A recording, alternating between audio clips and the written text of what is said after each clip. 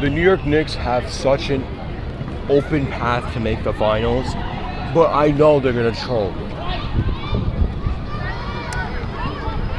They have to play the Philadelphia 76ers that just came back from 3-1 against the Celtics.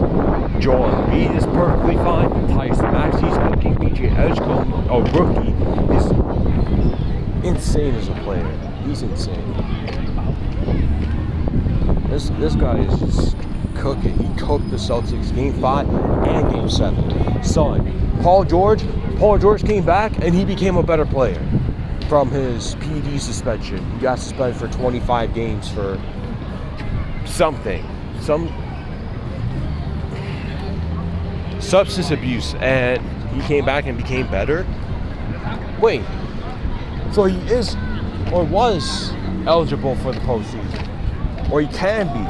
That's interesting, because in the MLB you are not eligible for the postseason.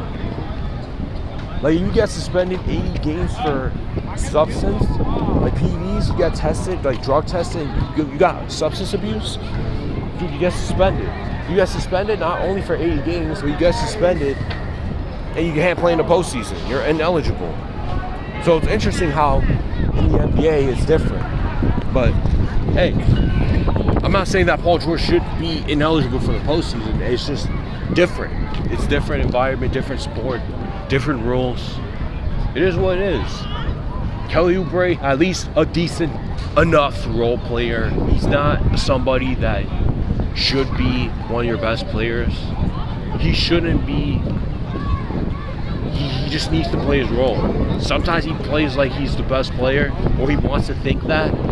But I mean, he plays his role. Quentin Grimes is a good shooter, decent enough defender. And then everybody else is just, Andre Drumstick. He's Andre Drummond. And somehow he has a three-point shot. Andre Drummond, Andre Drumstick. Somehow still playing playoff minutes in Big 2026 because Adem Bona isn't good enough. They don't really have depth at all. Aside from their top 5 guys, top 6. Even Drummond sometimes. I don't think Drummond should play against the Knicks at all. But, you know, who knows? Maybe he proves me wrong. He drops 20 off the bench. Dude, that's what makes me a bit suspicious, is that the New York Knicks are a very good team. They got the 3 seed. They beat the Hawks in 6 games. They found their rhythm, blowing out the Hawks by 50 points in Game 6 on Friday. Right? It was Friday. But they have games like Game 2 and Game 3 where they just completely troll. It's kind of ridiculous. Like, sometimes they overly defer to Brunson, or Brunson doesn't really know how to pass to Karl-Anthony Towns and run a play with him. Or Josh Hart, Mikal Bridges are complete non-factors, especially Josh Hart and Mikal Bridges, like I just brought up. OG Anunoby has been great this postseason. He's been great. Cat just gets into foul trouble too much, and Cat has been pretty good this postseason as well. I don't think he has been struggling like that. And then Miles McBride just got back from injury not too long ago, so I don't really expect him to go crazy, but he hasn't done much at all in the postseason. Landry Shamet he's been garbage, so he's been playing garbage minutes. But he was great in the regular season for the most part. Mitchell Robinson has just been a brute force. He's gonna be a brute force against Embiid. Whenever Cat sits down, that's where things start to get serious, because Mitch needs to capitalize that Embiid matchup if he's on the floor.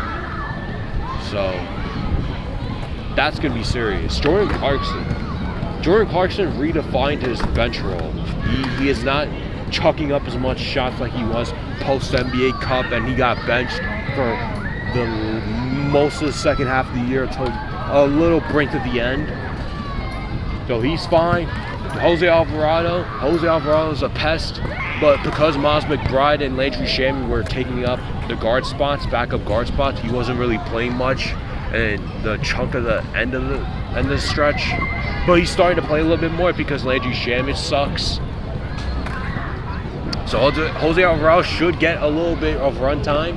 He's not going to play too much because he's not much of a shooter. He's more of a defensive pest that can't really shoot like that.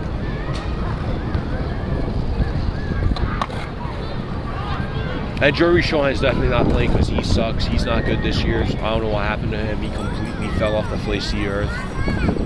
And Diawara is a rookie. And Huck Bordy isn't good enough. He's just not good enough at all. So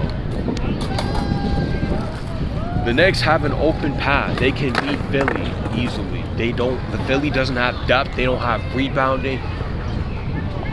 They need to beat Philly. The problem is Tyrese Maxey is too freaking good sometimes. Joel Embiid is so brute force. PJ Edgecombe is fearless. Paul George somehow got better after the PED's suspension. Like, oh my goodness. Like, they're going to troll one of these games. They're going to troll. They need to win game one. They need to win game one. They have to come out the woodworks and win game one. They can't lose game one. If they lose game one, they're in trouble. They're already in trouble. So they really need to make a statement. Game one. That's where it all starts. Of course, every game matters for everybody. Especially for the Knicks that have to play against a 7 seed Sixers that have no business of being the Celtics, but the Celtics just fell flat. They gotta win. They gotta win this series.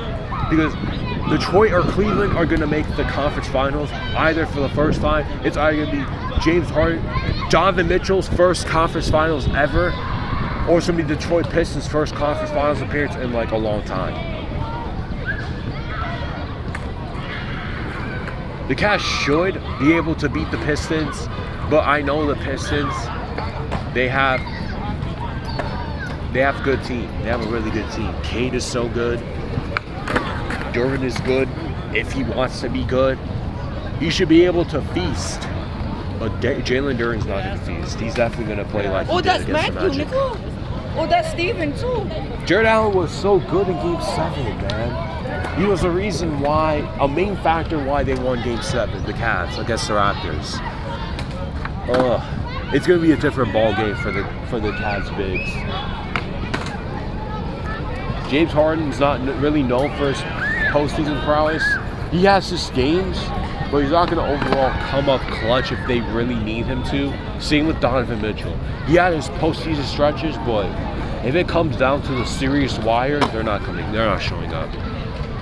Max Strus is a good role player. Sam Merrill's a good role player. Jalen Tyson's a really good role player. Especially for his age, he's really good as a role player. And Dean Wade, why does he still play? I don't know why he plays. He just exists. He just mouth breathes.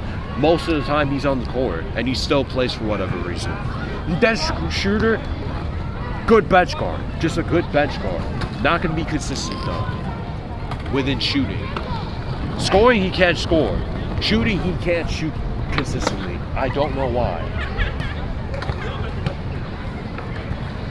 Cavs and Pistons postseason, they might go to 7. I would predict if it was ideal for me, they're going to 7. They're going to 7. Because I don't really know who really wins that series. I wouldn't really care. I need the easiest matchup though, or the opportunity. Sixers are going to be tight rough. This is going to be so interesting. But they really need to win game 1. If they don't win game 1, very worried. Very worried. So, hey, NBA postseason is back. The Mets suck. The Yankees are so good until that June, July stretch comes up, and then they just start playing the worst baseball you've ever seen. I'll just enjoy the Yankees for what they are. The Ben Rice, the Aaron Judge Yankees right now. Because Ben Rice is so freaking good. And Aaron Judge is Aaron Judge. And Cody Bellinger is pretty damn good. And they have pretty good pitching. Garrett Cole's not even back. He still has to recover from Tommy John. Not coming back till like June.